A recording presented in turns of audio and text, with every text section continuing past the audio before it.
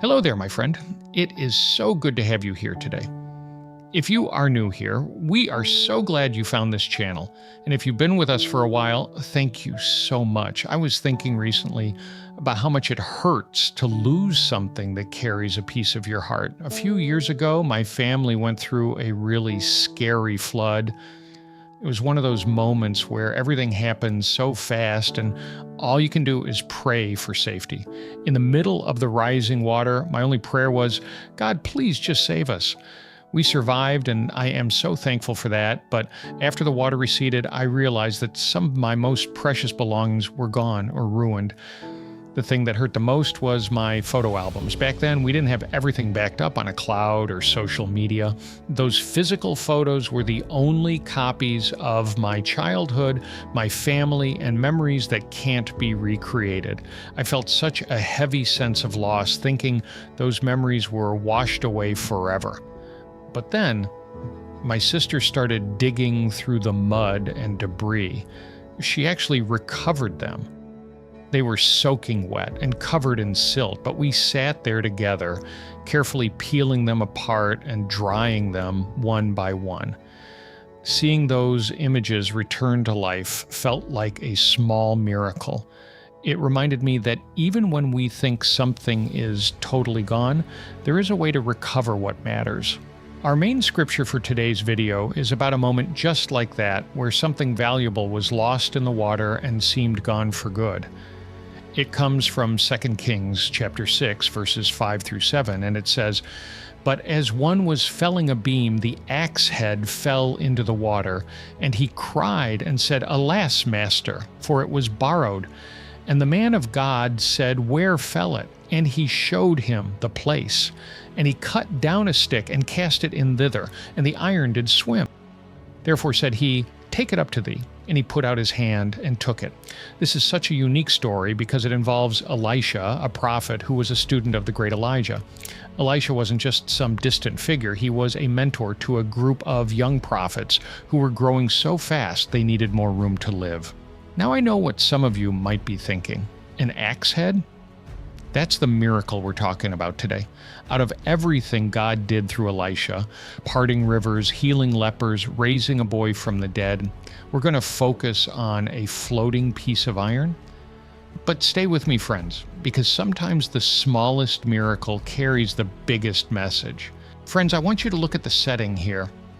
These young men were doing God's work. They weren't out partying or being reckless. They were building a place to serve Him, yet even in the middle of doing something good, a disaster happened. One man was swinging his axe, and the iron head just flew off and sank into the Jordan River. This wasn't just a minor inconvenience. In those days, iron was incredibly expensive and rare. Most people couldn't afford their own, so he had borrowed it. And losing it meant he was now in deep debt to someone else. He didn't just lose a tool. He lost his ability to work, his reputation, and his peace of mind. He cried out, "Alas, master, for it was borrowed." He was devastated because he knew he couldn't get it back on his own. Iron doesn't float. It's heavy. The river was likely murky, and once it hit the bottom, it was legally and physically gone. But look at how Elisha responds. He doesn't lecture the man for being careless. He asks a very simple but vital question. Where did it fall? He wanted the man to point to the exact spot of the loss. When the man showed him, Elisha did something that made no sense, humanly speaking. He threw a stick into the water. Now, a stick isn't a magnet, and it certainly shouldn't make metal move, but when that stick hit the water, the impossible happened. The iron floated. The heavy sunken weight of that man's debt and failure rose to the surface. God performed a miracle for something as small as an axe head. This tells us something so beautiful about the heart of God. If it matters to you, it matters to Him. We often think God only cares about the big things like global peace or major tragedies, but this story proves He cares about your axe head. He cares about the thing you borrowed and lost. He cares about the passion you used to have, but somehow misplaced. Maybe you didn't mean to lose your joy, but life just got heavy, and one day you realized the sharpness of your spirit was gone. You feel like you're just swinging a wooden handle, going through the motions, but there's no cutting edge anymore. You're working hard, but you're not seeing any results because the power is missing. I want to encourage you today. God is a restorer. He specializes in bringing things to the surface that the world says are buried forever. Just like my sister finding those wet photos in the mud, or Elisha seeing that iron float, God wants to bring back the things that have been submerged in your life. But notice what Elisha said after the miracle happened. He told the man, "Take it up to thee." He made the miracle happen, but the man had to reach out and grab it. God will do the heavy lifting, but He wants us to participate in our own restoration. He wants us to be honest about where we lost our way and then have the faith to reach out and take back what He is offering. Sometimes we lose things because we get distracted. We start focusing on the building and forget the builder.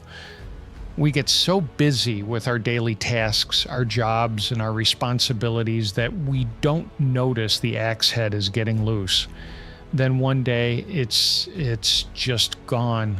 You might feel like God is distant right now, or maybe you feel a sense of spiritual loss. Perhaps you've lost your trust in people, or you've lost your sense of purpose. I want you to know that the same God who made that iron float is looking at you right now. He isn't disappointed that you lost it. He's just waiting for you to show Him where it fell so He can help you get it back. The Bible tells us in the book of the prophet Joel, chapter 2, verse 25, God says, "I will restore to you the years that the locust hath eaten." Think about that. God doesn't just give you back the thing you lost. He can even restore the time you feel you wasted while it was gone. He can make the rest of your life so fruitful that it makes up for the years of struggle. That is the kind of God we serve. He isn't just a God of making do, He is a God of making new. If you feel like you've drifted, or if you feel like something valuable has been taken from you, whether it's your peace, your health, or your excitement for life, I want you to take a deep breath. You don't have to stay in that place of loss. The Jordan River might be deep and the current might be strong, but God's power is stronger than the laws of physics and stronger than the weight of your mistakes. He is ready to throw the stick of His grace into your situation and make your hope float again. As we walk through this together, remember that restoration isn't always instant, but it is always intentional. My photos took time to dry. They had to be handled with care. If you are in a process of being restored, be patient with yourself. God is working in a way that is steady. And sure, He is picking up the pieces, cleaning off the mud, and putting things back together better than they were before. He is a God of second chances and third chances, and as many chances as it takes to bring His children home. As we come to the end of our time together today, I want to invite you into a moment of connection with Him. I want to invite you into a prayer where we ask God to do what only He can do in your life, to bring to the surface what has been lost. If you feel like your cutting edge is gone, or if you're mourning a loss that no one else sees, pray this with me. Let's invite the God of restoration into those deep waters. Heavenly Father, we come before you today with hearts that are open and honest. You know the things we have lost. You know the moments when we felt the axe head fly off and sink, leaving us feeling empty and incapable. Lord, we show you today exactly where it fell. We admit that we can't recover it on our own. We ask for your miraculous hand to move in our lives. Please restore our joy, our health, our relationship, restore our passion, and restore our sense of purpose. Bring to the surface the things the enemy tried to bury. We thank you that you are a God who cares about the small details of our lives, and that nothing is too deep for your grace to reach. Strengthen our hands to reach out and take hold of the restoration you are providing. We trust you, we love you, and we give you all the glory. In Jesus' mighty name we pray. Amen. My friend, if you prayed that prayer, I believe God is already starting a work of restoration in you. I would love to hear from you in the comments. Just write, "I believe God is restoring me," or "God is my restorer." Let's fill the comments section with declarations of faith. It helps us all stay encouraged, and it really helps our channel reach more people who might be feeling lost today.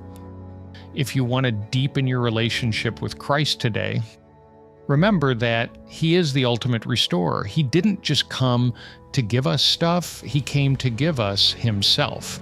If you've never asked Him to be the Lord of your life, or if you've been away for a while, today is the perfect day to say, "Jesus, I'm yours." He is waiting with open arms. Before I go, here's a thought to carry with you. There is no loss too deep for God to reach, and no life too broken for Him to restore. Have a great day, and God bless.